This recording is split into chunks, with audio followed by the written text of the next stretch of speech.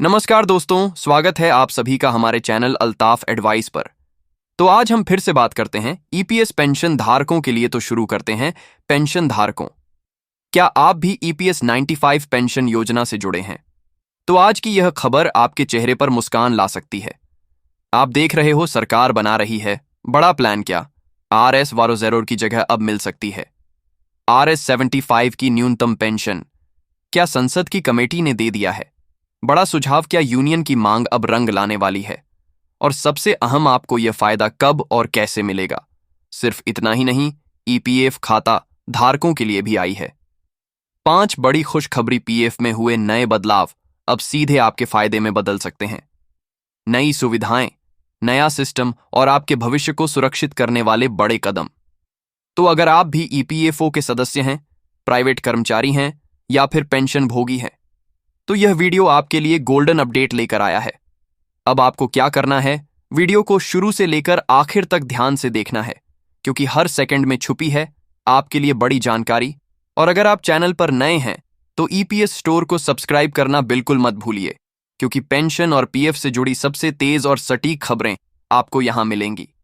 सबसे पहले चलिए अब बिना देर किए वीडियो शुरू करते हैं और जानते हैं क्या सच में आ रही है R 500 की पेंशन वाली बड़ी खुशखबरी। संसद की एक स्थायी समिति ने श्रम मंत्रालय से कहा है कि वह ईपीएस का तीसरा पक्ष के मूल्यांकन जो निश्चित है वह समय सीमा के भीतर पूरा करें। यानी कि संसद की स्थायी समिति ने श्रम मंत्रालय से कहा है कि जो ईपीएस पेंशन है उसका तीसरा पक्ष मूल्यांकन करेगा, जो कि एक निश्चित समय सीमा के भीतर यहां पर पूरा होगा। और उसके बाद आपको जो अंतिम जवाब मिलेगा, भारतीय जनता पार्टी के सांसद बसवराज मुंबई की अध्यक्षता वाली समिति चाहती हैं कि मूल्यांकन की प्रक्रिया वह 2025 के अंदर अंदर पूरी हो। जैसा कि पेंशन की बढ़ोतरी का मुद्दा, जो कि 2025 के अंदर पेंशन है, उसको लेकर अंतिम यहां पर जवाब मिले। यानी कि जो पेंशन धारकों की पेंशन की बढ़ोतरी का जो फैसला है उसका जवाब 2025 के अंत तक या फिर 25 के अंदर अंदर मिले, ये मांग की गई है। तो क्या ताज़ा सुझाव आया है पेंशन के इस सब प्रस्ताव को लेकर, मांग को लेकर?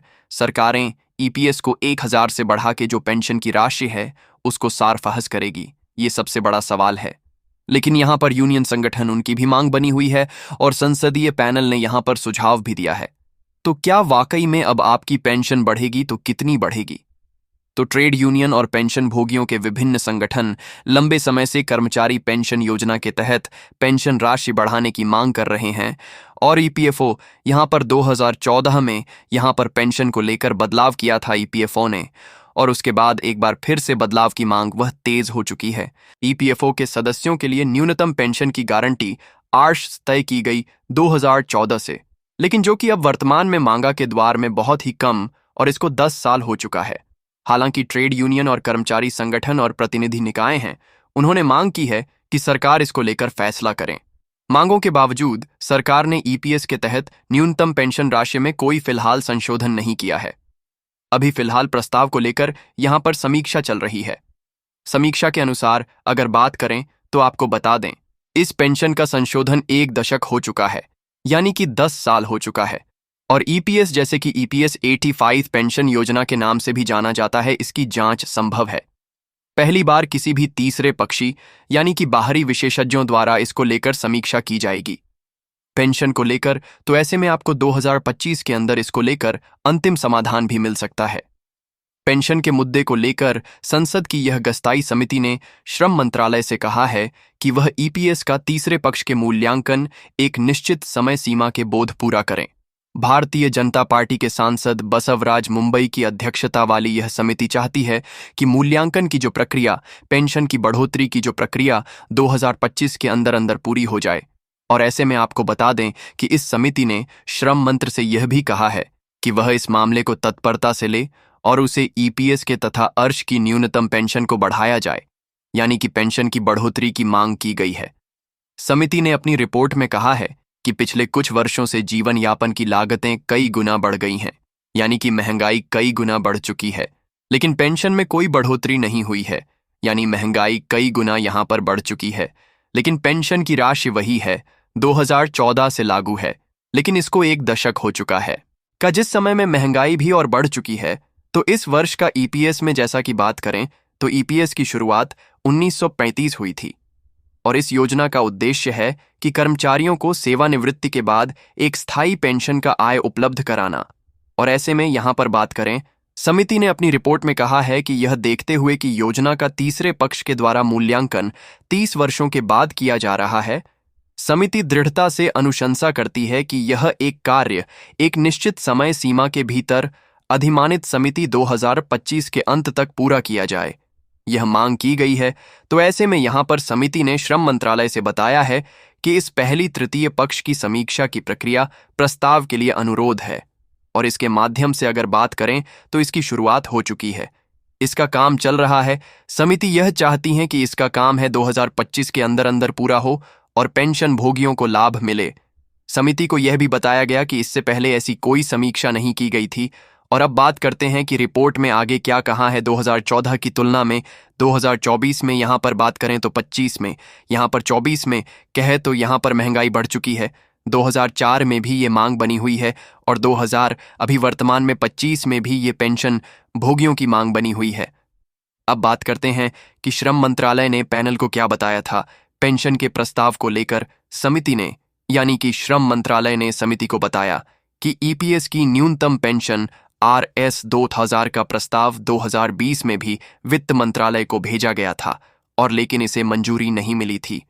बाद में यह प्रस्ताव 2024 के अंत में, जो 2025 के बजट से पहले भी चर्चा का हिस्सा बना था, लेकिन उसको लेकर समाधान नहीं हुआ था। लेकिन पेंशन भोगिया का प्रस्ताव जो समीक्षा में चला गया, यानी कि 2000 यहाँ पर 24 के अंत में जो पेंशन का प्रस्ताव था वह समीक्षा के लिए वित्त मंत्रालय के पास जो श्रम मंत्रालय ने भेज दिया था। और यहां पर बात करें स्व कर्मचारियों को एक प्रतिनिधि मंडल ने वित्त मंत्रालय के यहां पर जो प्रस्ताव में यहां पर जैसा कि मांग जो पेंशन भोगी ने की थी कि प्रतिनिधि मंडल ने वित्त मंत्री निर्मला सीतारमण से मुलाकात तक की और ईपीएस पेंशन बनाकर के RC साढ़ 500 प्रतिमाह करने की भी अपनी मांग रखी थी। उस बैठक के बाद ईपीएस 99 राष्ट्रीय आंदोलन समिति ने कहा था कि वित्त मंत्रालय ने उन्हें आश्वासन दिया है कि सरकारें उनकी मांगों पर विचार करेगी। तो ऐसे में इसको लेकर यहां पर पेंशन भोगियों को कई बार आश्वासन पहले भी मिल चुका था, एक बार फिर से मिल चुका है। पिछले कई सालों से कर्मचारी यूनियन है वह पेंशन की राशि बढ़ाने की मांग कर रहे हैं। बढ़ोतरी की मांग जारी है। आरसा बरपसों की बढ़ती महंगाई की भरपाई के लिए डीए का भी लाभ साथ में जरूरी है। साथ में RR 75 की पेंशन के साथ में डीए की भी मांग भी बनी हुई है और यहाँ पर मेडिकल की सुविधा और डीए की मांगे वह भी बनी हुई है। उसको लेकर भी फिलहाल प्रस्ताव चल रहा है। अब बात करते हैं कि 7 करोड़ पीएफ खाते हैं, उनके लिए भी बड़ी खुशखबरी ईपीएफ ने के नियमों में 5 बड़े बदलाव। कौन कौन से 5 नए रूल आपके लिए आ चुके हैं? तो ईपीएफओ ने क्या यहाँ पर पहला बदलाव किया है उसके बारे में बात करते हैं। पीएफ खातेदार, उनके लिए खबर बहुत ही काम की होने वाली है। 5 बड़े बदलाव जो कि देश भर के 7 करोड़ से ज्यादा पीएफ खाते हैं उनकी पीएफ की राशि पर सीधा असर डालेंगे। तो कौन कौन से बड़े बदलाव हैं उनके बारे में बात करते हैं। सबसे पहला है कि प्रोफाइल अपडेट करना वह पहले से अब बेहद आसान, यानी कि जो पहले से और आसान हो चुका है।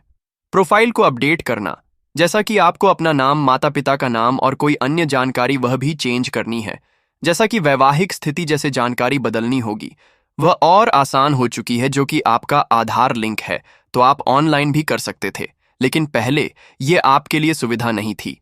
इसमें आपको जटिल प्रक्रिया से गुजरना पड़ता था। जैसा कि आपका UAN आधार से लिंक है तो ये काम आप घर बैठे भी कर सकते हैं।